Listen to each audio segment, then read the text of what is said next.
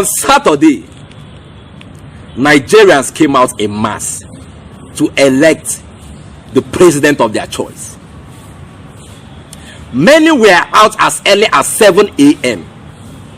waiting for the officials of INEC to come and conduct the election so they can exercise their civic responsibility of voting in a Nigerian election.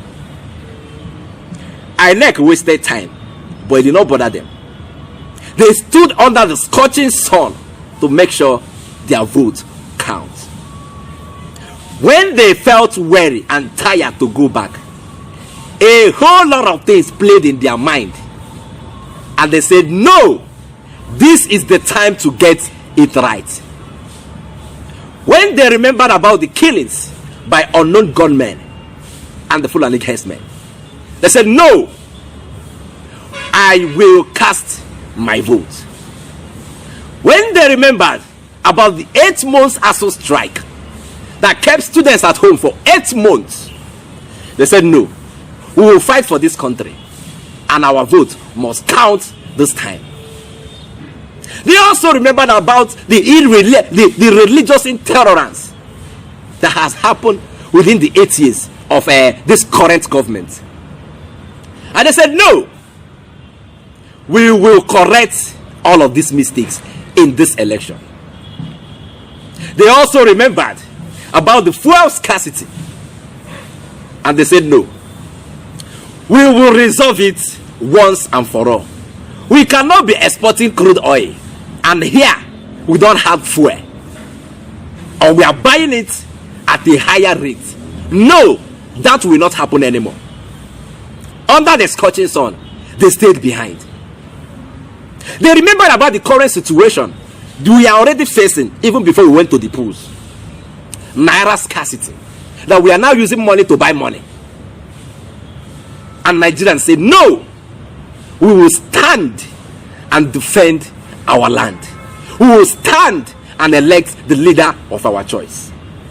We stood under the scorching sun. Some places, rain fell. The rain fell on us.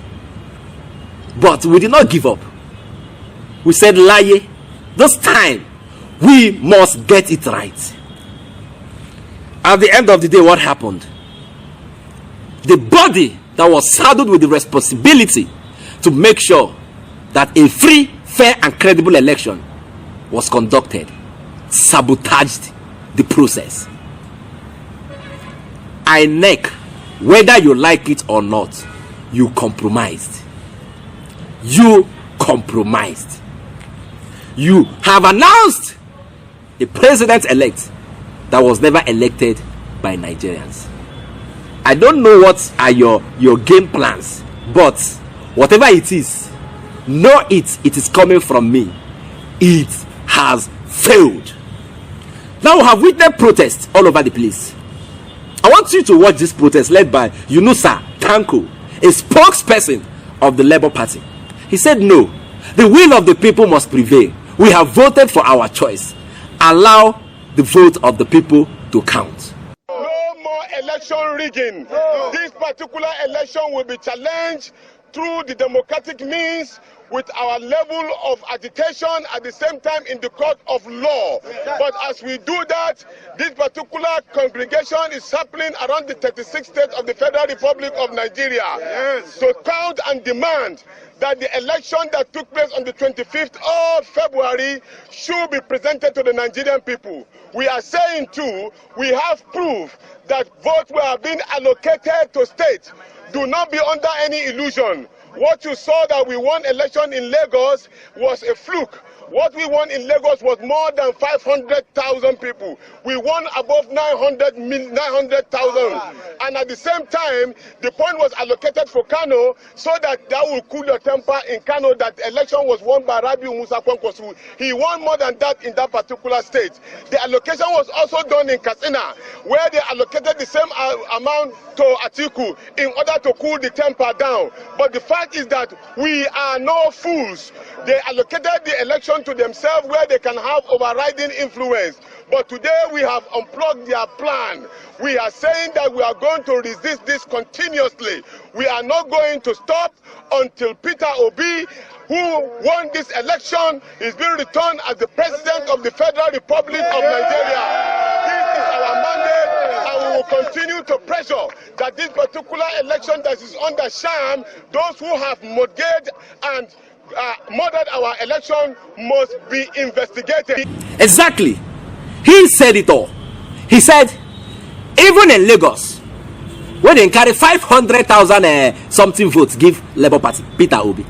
Say na lie. Say that vote with the records we didn't get, he passed 900,000. But they reduce them. Carry them add for who they want add for. Give 500 to the rightful owner or winner of that election in Lagos. He said even for Kano, say Kwankwaso won that election with a landslide victory. It was a landslide victory. But they gave him 900 plus. He vote passed like that. But just to pacify him and make him feel good, you won in the states. They gave him the vote, but they reduced it. They knew nobody else could have won in that state, but they can't reduce them. Give away what they won't give them, because they know numbers will play a major role in this election. How about Castina? They reduced the vote won by the PDP. They know they cannot win there. They reduced the vote. Just reduce it. That was the game plan. The game plan for this. They reduced the vote won by Atiku in that state and added it to who they want to add it to. And then at the end of the day, they have announced them as the winner of this election. How? The running mates to Labour Party, that's Peter Obi, his running mate Babadati Ahmed, he don't come out and him hold press conference and him talks a lie. We cannot allow this to stand. We cannot allow this to stand. We will fight to the last and see that the will of the Nigerian people come to pass. Make I allow you to watch as him take talk. I'm gonna watch. A small group of people are sitting somewhere and dictating the fate of this country. You will not have IREV, will not work. We will give you the results to go, amend the results, go to the collation center. When the collation center chairman is ready to review, we give him the IREV figures which we have tallied with the fake results given. This is it. Only early this month, there was natural disaster. There was earthquake in Turkey. The president has sworn to rebuild it. Last year there was earthquake in South Africa. They are rebuilding. These are natural disasters. Human disasters are when you have one individual destroying the future of hundreds of millions. They are worse than tornadoes, most powerful tornadoes. They are worse than earthquakes. 60,000 people died in Turkey. Remember, 800,000 people were killed in Rwanda. One individual brought Somalia to its knees. One individual brought Iraq, an ancient civilization, to its knees. One individual brought Libya to a sorry state. We have individuals who have amassed wealth and think they can, in the Eagle Square, disgrace citizen number 1, citizen number 2, citizen number 3, because they have millions of dollars to spend on state governors. And they will come out, hold INEC, control the security, control the judiciary. That is why they are telling you go to court. People are afraid to mention courts in civilized societies. The moment you mention court, he will say, okay, what do you want? That is the truth of the matter. We are heading, like I told you, when everything is at stake, and right now everything is at stake. My country is at stake. So I'm ready to deploy everything I can within the Constitution, not to let this happen. Una hear what him talk for that video. Very clear. Very, very clear. Him cite 2 examples wey go make you understand wetin dey happen for this country. He said in Turkey there was a earthquake. That one na wetin na environmental hazard, environmental problem. Una dey hear me? That hazard alone, that environmental hazard, killed over 60,000 people. Then in Rwanda, between the Tutsi and the cockroaches in Rwanda, yes, the war that happened in Rwanda, caused by the human factor, killed how many? Over 800,000 people. That's a human hazard. You see these two instances? One na environmental hazard, the other one na human hazard. Environmental hazard claim how many? 60,000 people. Human hazard killed how many? 800,000 plus people. And now wait till they won't make it happen for this country. And him say, no, our people remain peaceful. But we assure you one thing, we will return your mandates. Even if that is the last thing we will do, we will make sure that the will of the people prevail in this election. When they see the kind of commotion where they want cause for here, they won't start another protest that will lead to the loss of lives and properties. If you know you are popular, win the election free and fair now. What is happening here? Anyway, make I allow you watch this video by veteran actor Kanayo Kanayo. Yesterday na him birthday, but he said, no, don't celebrate me. There is nothing to celebrate. We are mourning. This is no time to celebrate. Make I allow you watch what him talk on his birthday concerning this election. I'm gonna watch. My dear friends, today is my birthday, but don't celebrate. Don't celebrate. There's no cause for celebration when the heart of Nigerians are bleeding. On this occasion, it is not safe to say we are happy, because that's not what expected. I am coming on this broadcast because I came and told everyone that our votes will count. And I said to you guys, out of my own self-conviction, by what INEC told us, that the Vivas machine will transmit our results from the polling booth to its portal or server or whatever it is. I do not know, trust me, I do not know whether to apologize to all of you, because the INEC chairman has to answer to us. We're Nigerians. I don't want to on this broadcast start talking about the amount of money the federal government has been allocating to INEC. But the fact of the matter is this: Professor Mahmood Yakubu owes Nigerians. Somebody, if you employ somebody to do a job for you and the person fails, you either accept the person to refund the money. Nigerians should be asking Professor Mahmood not just what happened to the transmission, but to refund our money. So on this birthday, I'm 61 today, and I feel that I apologize to all of you who I went out. It's not about my candidate to be winning this election. No, it has gone beyond that. It's not about P2B winning. It's about doing the right thing. Nigerians, I implore you, while I appreciate the letter written by elder statesman, the one I love so much, Professor Olusegun Obasanjo, no matter how much or how less you see Olusegun Obasanjo, he's one leader who speaks. I respect him so much. I acknowledge his letter and I agree with all he has said. The fact of the matter is, let us be peaceful, restrain ourselves to what is going to happen. But we must hold accountable to this INEC chairman, Professor Mahmood Yakubu, to Nigerians. He promised us he was going to transmit the results from the polling booths. We need to ask him at what point he changed his mind and compromised. We were hoping for a better Nigeria. It's not about P2B winning, it's not about any other candidate winning, but doing the right thing. INEC, I am not celebrating my birthday, I'm asking to do the right thing. do not allow Nigeria engulf itself. The international observers, they have left.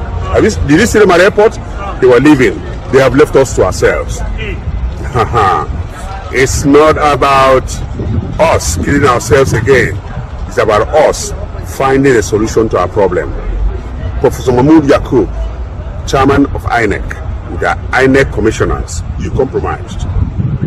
You sold shame to us in the marketplace. You deceived us. They are setting the election either to the highest bidder so that some people who will lose it when you announce your result will now go to court. And then we'll start another process. This must not happen. So on this day of my 65th birthday, I'm asking Nigerians, and especially the obedience, please restrain yourself, but we must get to the root of this. This shame must be resolved. INEC, you are just below.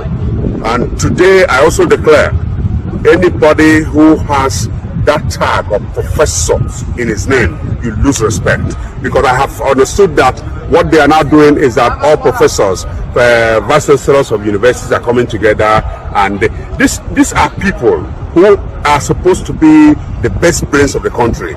But professors are now gathering, either as vice chancellors or whatever organization or they recognize. They are now gathering to mess up the giant of Africa. We must not let this happen.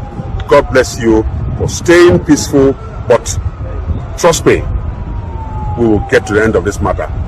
He talk and finish, and that is the position of the Nigerian people. Him talk inside that video say, we don't waste plenty money. We pack money and give INEC to conduct this election. According to the records, 300 billion naira. Now we give INEC to use conduct this election. Because they say, we go use beavers. And beavers will ensure that the Nigerian votes will count.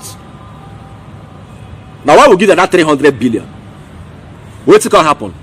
Beavers did not transmit results to INEC portals.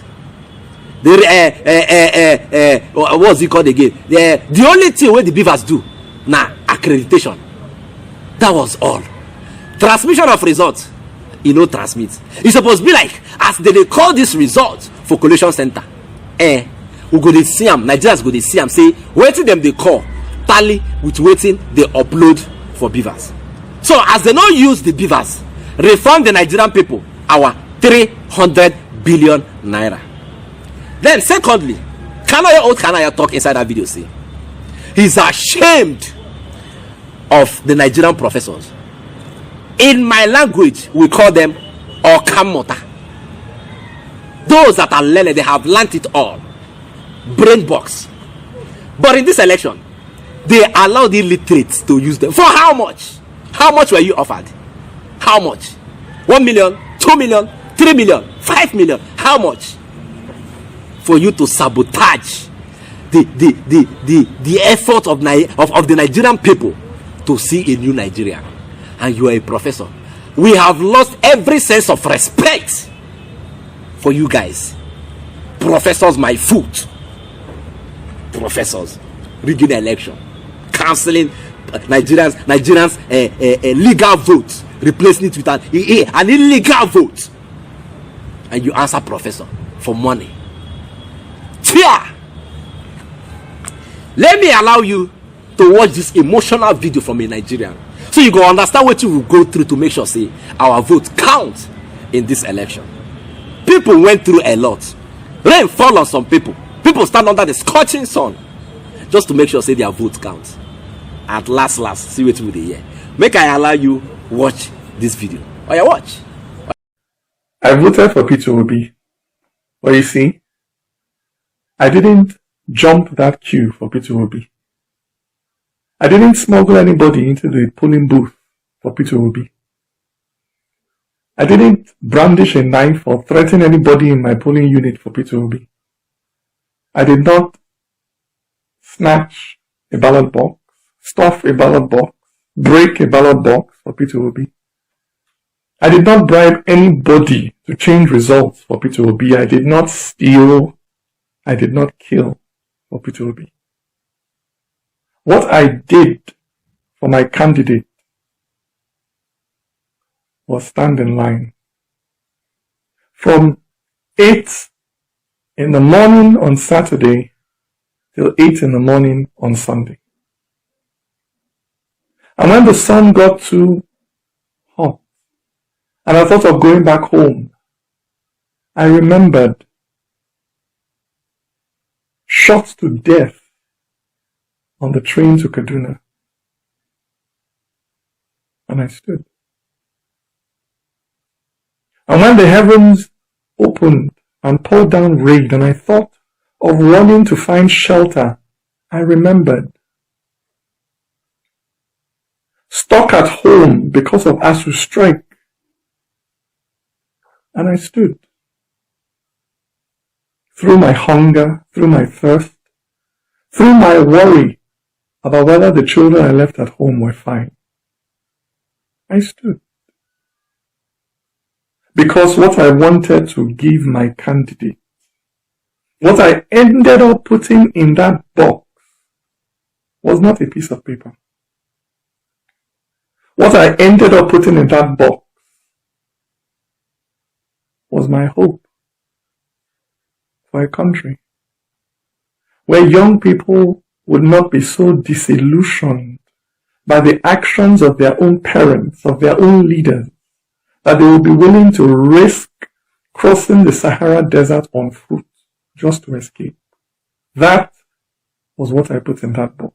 That was what my presiding officer refused to upload.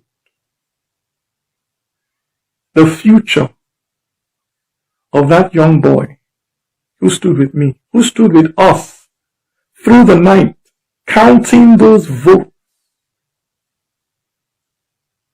He was a first-time voter, pregnant with hope.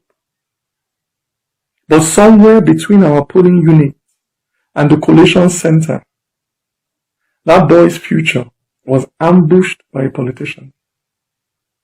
A politician who used biro to cross out that boy's destiny.